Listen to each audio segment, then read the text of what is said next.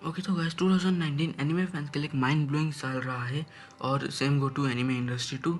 और मुझे पता है 2019 हमें हमेशा याद रहने वाला है क्योंकि इस साल हमें कुछ ऐसे बेस्ट एनिमेस देखने मिले जो टॉप 10 एनिमे ही नहीं बल्कि एनिमे ऑफ द डेकेड में भी आने की काबिलियत रखते हैं। तो मैं कुछ अपने हिसाब से एनिमे बताने वाला हूँ तुम्हें और मेरे फेवरेट एनिमेस अपने प्रेफरेंस से मैं उन्हें एक ऑर्डर में रखूँगा ताकि मैं बताऊँ कि नंबर 1 एनिमे कौन सा है। तो लेट्स बिगिन विद इट। और अगर मैं तुमसे मैच नहीं करता हूँ तो इट्स ऑल फाइन, तुम अपने टॉप 10 एनिमेज मुझे कमेंट सेक्शन में बता सकते हो।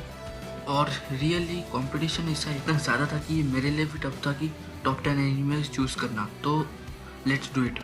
Number 10 Dororo. तो डोरोरो एक पुराने मंगा की एडेप्टेशन है जो 1969 में बनी थी, बट 2019 की मंगा एडेप्टेशन थोड़ी अच्छी है और थोड़ी अलग है। तो अगर तुम्हें एक नॉर्मल एनीमे से थोड़ा डार्कर साइड एनीमे देखना है तो डोरोरो एक बेस्ट एनीमे है। इसमें थोड़ा मीन्स अटैक ऑन टाइटन जैसे ही सीन है। और इस मांगा की स्टोरी ऐसी है कि इसमें लॉर्ड शिंकाय होते हैं जो अपने टेरिटरी को बचाने के लिए 12 डीमंस से सौदा करते हैं। तो वो 12 डीमंस उसके बच्चों के पूरे बॉडी पार्ट्स खा जाते हैं और कंज्यूम कर जाते हैं उसके पूरे बॉडी पार्ट्स और मान लेते हैं उसकी बात। और इस एनीमे में हमें ऐसे बताया गया है कि जो मीन्स वॉर के टाइम पे सिटीजन्स को जो प्रॉब्लम फेस करनी पड़ती है वो इसमें बताई गई है।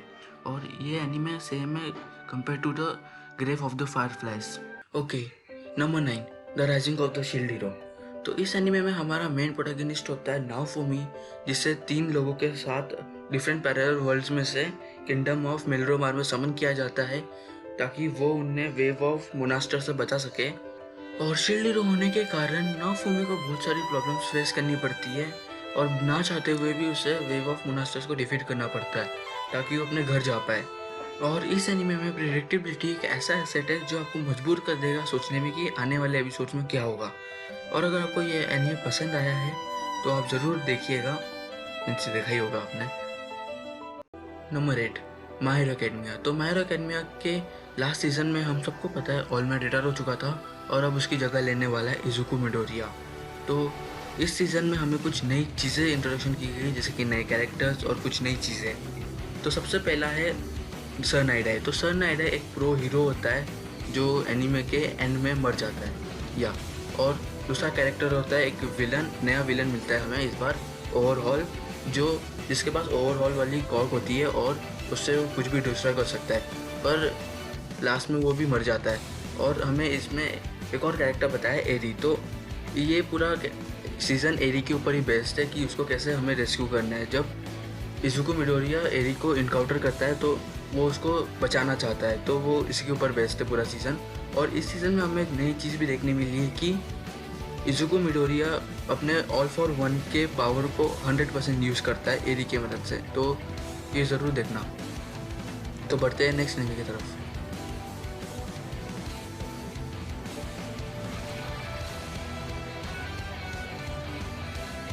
नंबर 7।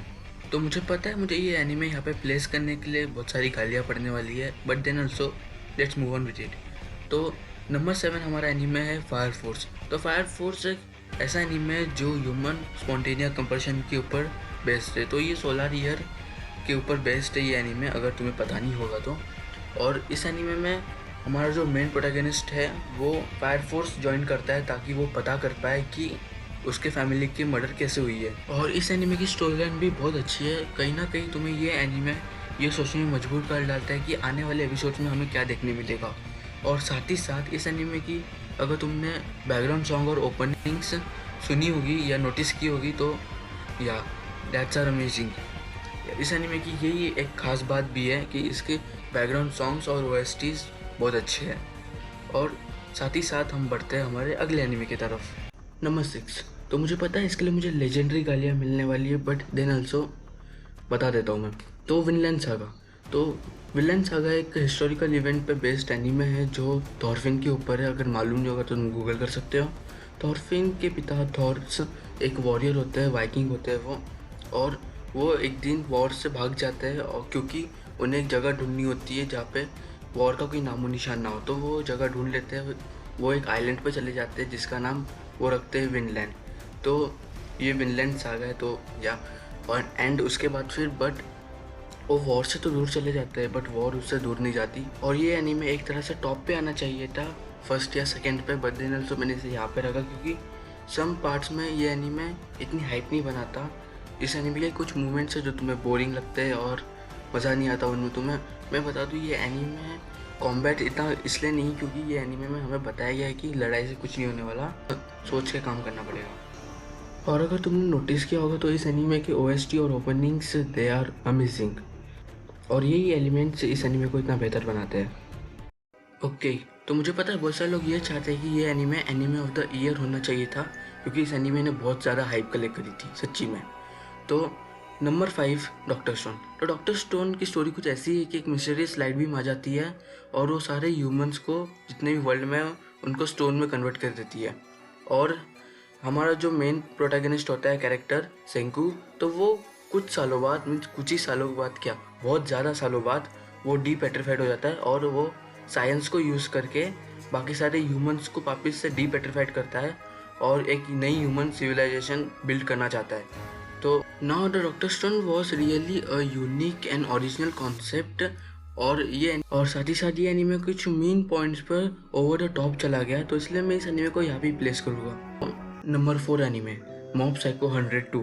तो मॉब साइको 102 हमारा एनीमे ऑफ द ईयर भी बन सकता था, बट मैंने पहले स्टार्टिंग में वीडियो में कहा था कि इस साल कंपटीशन इतना ज़्यादा था कि टॉप 1 आना बहुत मुश्किल था। तो मॉब साइको 102, तो इसमें हमें मेन चीज़ दिखाई है कैरेक्टर डेवलपमेंट। तो हमारा जो इसमें मेन प्रोटैगनिस्ट है मॉब, उसने अपने आप को मेंटली बहुत डेवलप किया है कंपेयर टू फर्स्ट सीज़न। और फर्स्ट सीज़न में तो उसका मास्टर रेगन जो उसको बोलता था वो सिर्फ वही करता था, पर इसमें वो खुद के डिसीजन लेने लगा जो फैंस को बहुत अच्छा लगा और मुझे भी। और रियली बोन्स स्टूडियो ने इस एनीमे में इतना अच्छा काम किया है इस बार, इन्होंने इस एनीमे में इस बार अपना मार्क छोड़ा है really compare to the last season. Last season भी बहुत अच्छा था वैसे। अगर हो सके तो मैं इस एनीमे का एक रिव्यू करूँगा इन फ्यूचर। तो बढ़ते हमारे नेक्स्ट एनीमे की तरफ। ओके, तो इस एनीमे ने आने से पहले ही बहुत ज़्यादा हाइप कलेक्ट कर ली थी और ये एनीमे मेरा one of the most favourite anime भी है। तो number 3 anime the promise Neverland. तो प्रॉमिस नेवरलैंड एक ऐसे कॉम्प्लेक्स वर्ल्ड में प्लेस्ड है जहाँ पे एक ऑर्फनेज में सारे बच्चों को रखा जाता है, जहाँ पे वो लोग खुशहाल रहते हैं, खुश रहते हैं, सारे बच्चे रहते हैं और उनकी एक मदर रहती है। बट अदर साइड उस ऑर्फनेज में कुछ बहुत सारे डार्क सीक्रेट्स होते हैं जो कोई हमारे मेन प्रोटैगनिस्ट को पता चल जाता है। हम इस एनीमे में हमारे 3 मेन प्रोटैगनिस्ट हैं, एमा, रे और नॉर्मन। तो इन तीनों को इस ऑर्फनेज का डार्क सीक्रेट पता चल जाता है और वो लोग यहाँ से भागने की कोशिश करते हैं सारे बच्चों के साथ। तो ये एनीमे थ्रिल में काफ़ी ज़्यादा डेथ नोट के जैसा है। अगर तुम्हें डेथ नोट पसंद है तो तुम्हें ये बिल्कुल पसंद आएगा।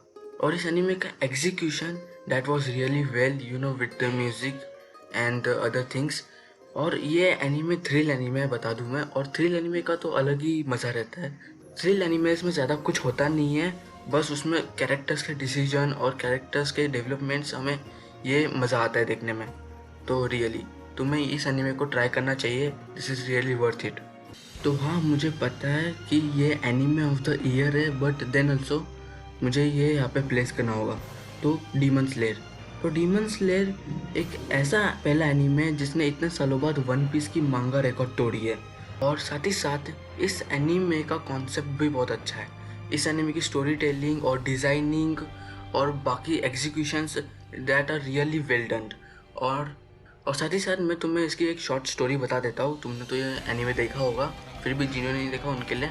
तो डीमन स्लेयर की स्टोरी कुछ ऐसी है कि इसमें हमारा मेन प्रोटैगनिस्ट होता है तांजीरो, जो 14 ईयर्स का होता है, और वो अपने घर से दूर जाता है एक दिन के लिए काम से, और उसी दिन उनके फैमिली पे डीमंस ने अटैक कर दिया होता है और उनकी फैमिली में से हर कोई मर चुका होता है लिविंग हर सिस्टर। तो वो डीमन बन चुकी होती है। तो अभी उसका मिशन ये होता है कि उसको प्रोटेक्ट करना और उसको वापस ह्यूमन में कन्वर्ट करना। तो इसके लिए हमारा मेन प्रोटैगनिस्ट तांजीरो एक डीमन स्लेयर बनने की ट्रेनिंग लेता है। तो ये एनीमे बहुत अच्छा है और रियली मैं इससे नंबर 1 पर डालता, बट अगर हमारे अगले एनीमे ने परफेक्शन की लिमिट क्रॉस नहीं की होती तो।